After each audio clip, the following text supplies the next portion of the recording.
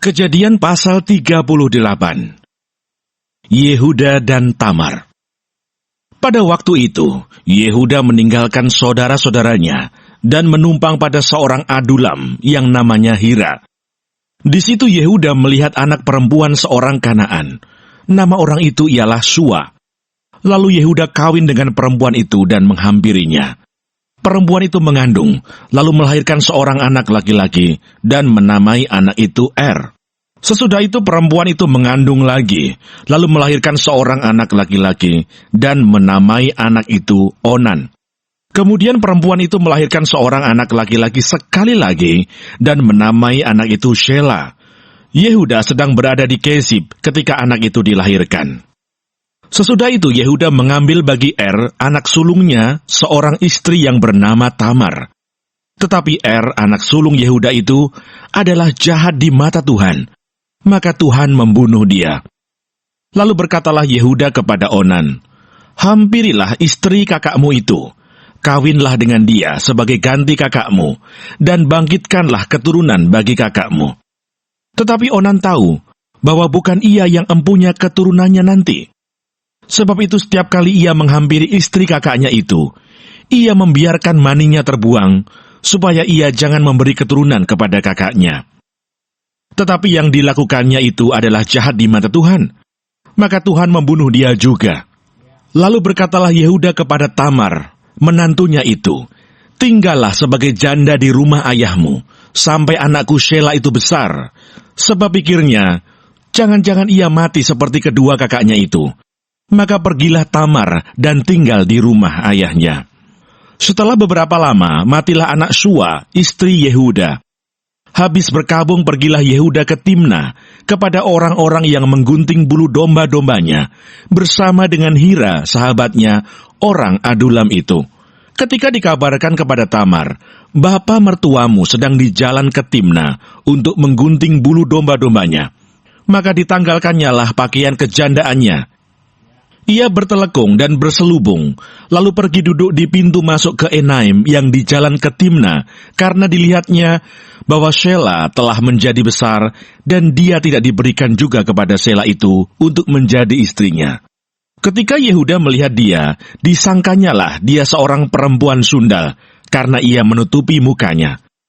Lalu berpalinglah Yehuda mendapatkan perempuan yang di pinggir jalan itu serta berkata, "Marilah, aku mau menghampiri engkau." Sebab ia tidak tahu bahwa perempuan itu menantunya. Tanya perempuan itu, "Apakah yang akan kau berikan kepadaku jika engkau menghampiri aku?" Jawabnya, "Aku akan mengirimkan kepadamu seekor anak kambing dari kambing dombaku." Kata perempuan itu, "Asal engkau memberikan tanggungannya sampai engkau mengirimkannya kepadaku." Tanyanya, "Apakah tanggungan yang harus kuberikan kepadamu?" Jawab perempuan itu, "Cap materaimu, serta kalungmu, dan tongkat yang ada di tanganmu itu." Lalu diberikannya semuanya itu kepadanya, maka ia menghampirinya. Perempuan itu mengandung daripadanya. Bangunlah perempuan itu, lalu pergi, ditanggalkannya telekungnya, dan dikenakannya pula pakaian kejandaannya. Adapun Yehuda, ia mengirimkan anak kambing itu dengan perantaraan sahabatnya, orang adulam itu, untuk mengambil kembali tanggungannya dari tangan perempuan itu. Tetapi perempuan itu tidak dijumpainya lagi. Ia bertanya-tanya di tempat tinggal perempuan itu, "Di manakah perempuan jalang yang duduk tadinya di pinggir jalan di Enaim itu?"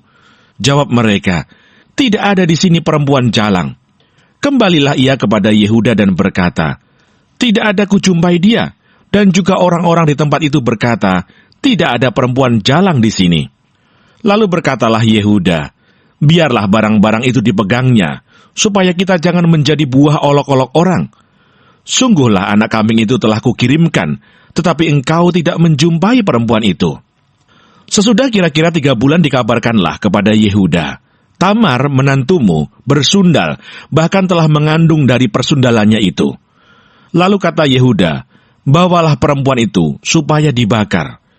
Waktu dibawa, perempuan itu menyuruh orang kepada mertuanya mengatakan, "Dari laki-laki yang empunya barang-barang inilah aku mengandung." Juga dikatakannya, "Periksalah, "Siapa yang empunya cap meterai serta kalung dan tongkat ini?" Yehuda memeriksa barang-barang itu lalu berkata, "Bukan aku, tetapi perempuan itulah yang benar, karena memang aku tidak memberikan dia kepada Shelah anakku, dan ia tidak bersetubuh lagi dengan perempuan itu." Pada waktu perempuan itu hendak bersalin, nyatalah ada anak kembar dalam kandungannya. Dan ketika ia bersalin, seorang dari anak itu mengeluarkan tangannya, lalu dipegang oleh bidan, diikatnya dengan benang kirmisi serta berkata, "Inilah yang lebih dahulu keluar." Ketika anak itu menarik tangannya kembali, keluarlah saudaranya laki-laki dan bidan itu berkata, "Alangkah kuatnya engkau menembus keluar." Maka anak itu dinamai Peres.